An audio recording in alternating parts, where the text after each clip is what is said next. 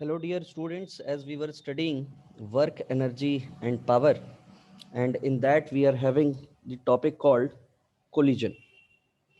So, what do we mean by collision?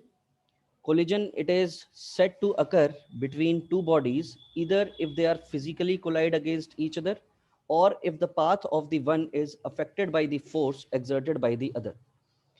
See, we have seen the physical collision as, suppose there are two cars, and if these two cars collide with each other, that means physically they are in contact with each other, then there will be a physical collision will be there. There is one more type of collision that is called without any contact also there is a collision, and that is, suppose here we have a magnet, and here it is having north pole and here it is south pole. There is another magnet having north pole and south pole. Obviously, both the magnets are having the north pole. After that also we'll find that both these magnets repel each other without coming in contact with each other. So this is also called the collision between the two magnets. Suppose there are two charges, we already know that if there is any positive charge and any negative charge is there, so both these charges will exert a force on each other, and due to that force what we'll find that they will strike one another, or we can say they attract each other.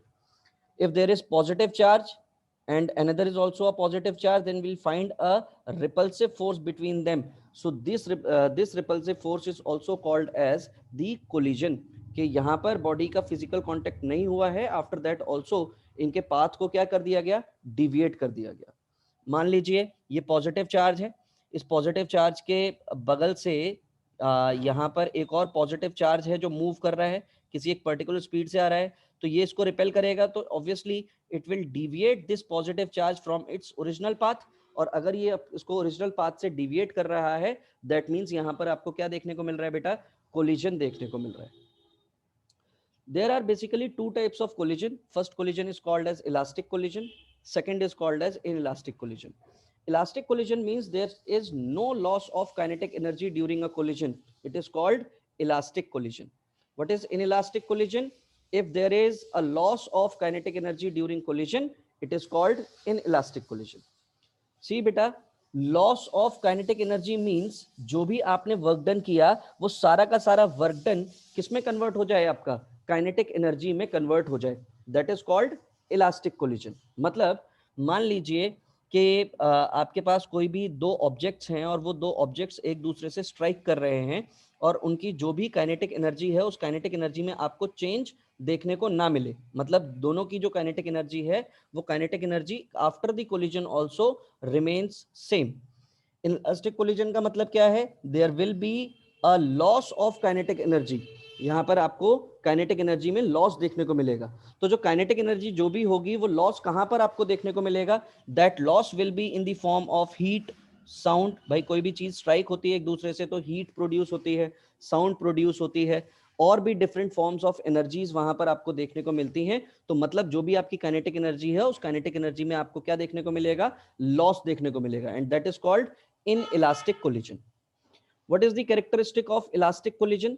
Elastic collision की जो characteristic है वो है आपका, elastic collision में आपका momentum conserve रहेगा, total energy conserve रहेगी, काइनेटिक एनर्जी कंजर्व रहेगी, फोर्सेस जो भी इन्वॉल्व होंगी वो कंजर्वेटिव होंगी, नॉन कंजर्वेटिव फोर्सेस का कोई रोल नहीं होगा, तभी आपका जो कोलिजन है वो इलास्टिक कोलिजन रहेगा.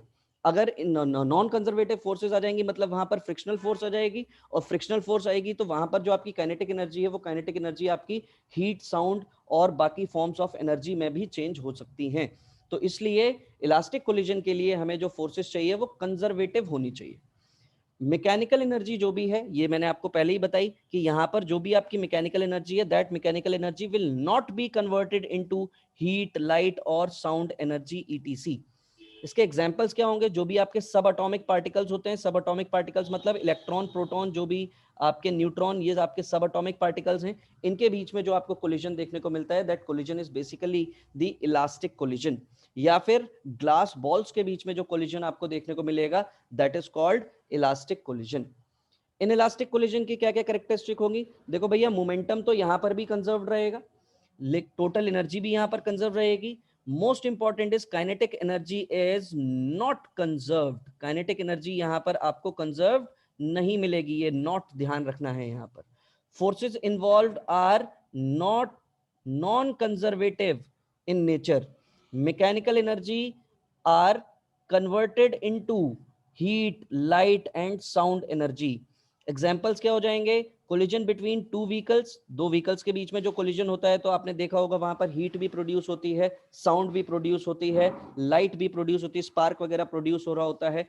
Collision between a ball and a floor, इसीलिए मैंने यहाँ पर जो भी ये कैरेक्टरिस्टिक लिखी थी इनको मैं सेपरेटली आपको दिखा रहा हूं कि यहाँ पर काइनेटिक एनर्जी कंजर्व नहीं रहेगी, जो भी आपकी फोर्सेस हैं वो नॉन कंजर्वेटिव रहेंगी। मैकेनिकल एनर्जी जो है वो बाकी अदर फॉर्म ऑफ एनर्जीज में भी कन्वर्ट हो रही होती है।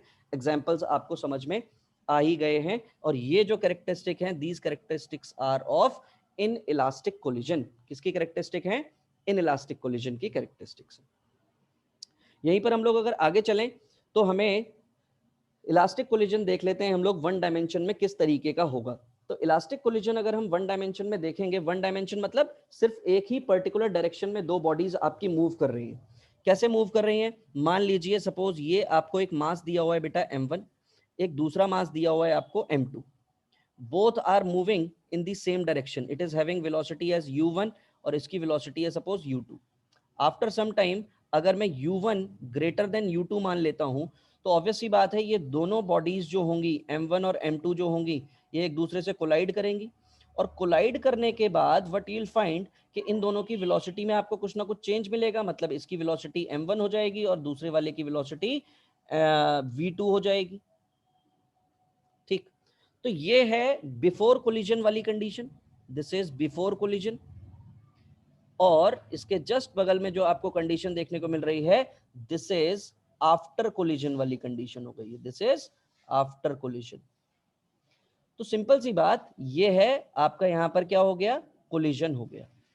तो अब यहां पर हमें इलास्टिक कोलिजन की कैरेक्टरिस्टिक्स ध्यान रखनी है और उन्हीं कैरेक्टरिस्टिक्स के अकॉर्डिंग कोलिजन के बाद इनकी वेलोसिटी ये v1 और v2 की वैल्यू क्या होगी वो वैल्यू हमें आइडेंटिफाई करनी है कि आफ्टर कोलिजन अगर सेम डायरेक्शन में वन डायमेंशन में अगर हमारा मोशन है तो यहां पर हमें v1 और v2 की वैल्यू हमें क्या मिलेगी।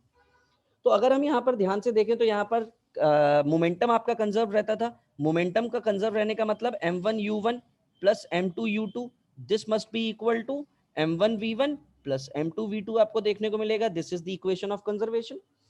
दूसरी चीज, काइनेटिक एनर्जी भी इलास्टिक कोलिजन में आपकी कंजर्व रहती है। और अगर काइनेटिक एनर्जी भी कंजर्व रहती है मतलब half m1u1 square plus half m2u2 square, this will be equal to half m1v1 square plus half m2v2 square.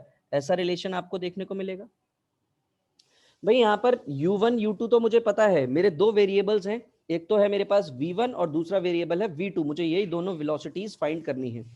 कैसे फाइंड कर सकते हैं हम इन दोनों वेलोसिटीज को? जरा ध्यान से देखिएगा बेटा। अगर मैं इस वाली इक्वेशन को ऐसा लिख दूं m1u1 minus m1v1 is equal to m2v2 minus m2u2। तो यहां पर देखो आपको m1 कॉमन मिल जाएगा and this will be u1 minus v1 and this is equal to m2 यहां पर कॉमन मिल जाएगा and this will be v2 minus u2 आपको देखने को मिलेगा। इस दूसरे वाले केस में भी अगर हम इसी तरीके से m1 वाली टर्म्स को एक साइड रखें तो हाफ तो देखो हर जगह से कैंसिल हो जाएगा बेटा यहाँ पर। और हाफ अगर कैंसिल हो जाएगा तो देखो m1 अगर मैं यहाँ पर बाहर ले लूंगा तो this will be u1 square minus v1 square देखने को मिलेगा। और यहाँ पर मुझे जो रिलेशन देखने को मिलेगा that will be v2 square minus u2 square मुझे यहाँ पर देखने को मिलेगा। अगर मैं इस इक्वेशन को इक्वेशन नंबर 1 और इक्वेशन नंबर 2 इन दोनों को अगर मैं डिवाइड कर दूं तो डिवाइड करने पर मुझे जो रिलेशन देखने को मिलेगा that will be u1 minus v1 is equal to m2 v2 minus u2 divide by it will be m1 u1 square minus v1 square. यहां पर जो चीज आपको देखने को मिलेगी that is m2 v2 square minus u2 square आपको देखने को मिलेगा। तो m2 will get cancel out, m1 will get cancel out, दोनों चीजें आपकी कैंसिल हो जाएंगी। तो यहां पर नीचे देखो तो a square minus B square का फॉर्मूला बन रहा है आपका। जब नीचे आपका A square minus B square का फॉर्मूला बन रहा है, मतलब v1 u1 minus v1 upon, इसको मैं क्या लिख पाऊंगा, u1 माइनस v1, और ये क्या हो जाएगा, u1 प्लस v1 आपको देखने को मिलेगा। And this will be equal to, आपको जो दूसरा रिलेशन देखने को मिलेगा that will be v2 minus u2 upon, ये जो रिलेशन आएगा आपका this will be v2 minus u2, और यहाँ पर आपको देखने को मिलेगा v2 प्लस u2। तो यहाँ पर देखो ये दोनों एक्सप्रेशंस आपके कैंसिल हो जाएंगे। जब ये दोनों चीजें आपकी कैंसिल हो जाएंगी तो u1 प्लस v1 मुझे जो मिलेगा वो v2 प्लस u2 के बराबर मिल जाएगा। तो यहाँ से मुझे v1 की वैल्यू कितनी मिल रही है, देखो v2 plus u2 minus of u1 देखने को मिल रहा है, और ये वैल्यू मेरी किसकी हो गई, v1 की वैल्यू हो गई। जब मुझे ये वैल्यू v1 की मिली तो इस v1 की वैल्यू को मैं क्या कर सकता हूँ बेटा, अपनी किसी भी फर्स्ट इक्वेशन, किसी भी इन दोनों में से किसी भी एक इक्वेशन में मैं प्लेस कर सकता हूँ।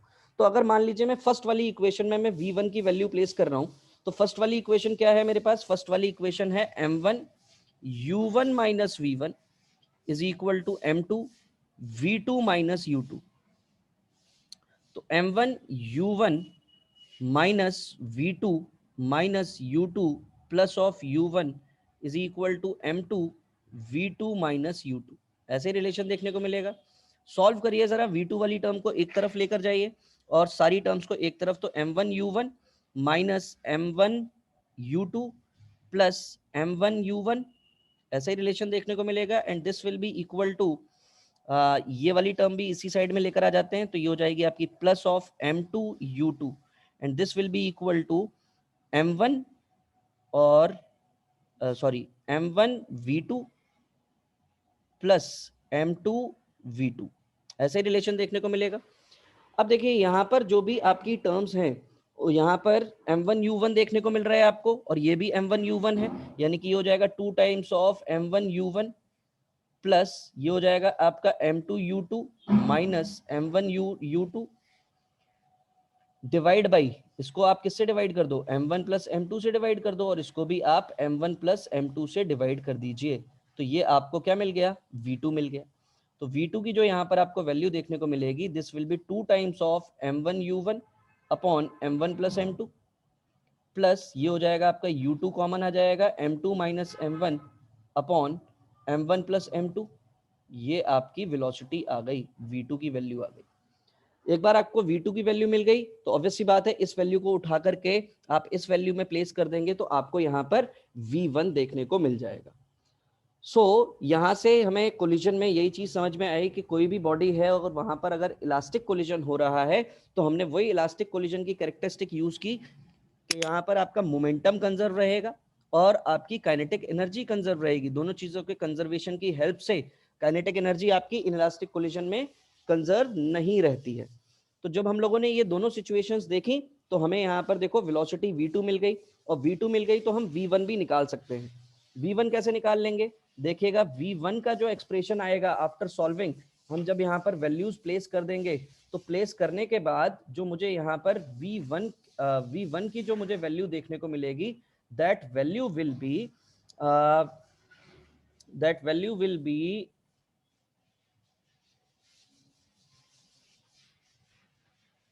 v1 will be m1 minus m2 upon m1 plus m2 into u1, और ये वैल्यू हो जाएगी plus of 2 times of m2 upon m1 plus m2 into u2। ये वैल्यू आपको v1 की देखने को मिलेगी after solving. So I hope ये चीज़ें आपको क्लियर हो गई होंगी बेटा। बाकी चीज़ें हम लोग नेक्स्ट वीडियो में देखेंगे। Thank you so much and God bless you all.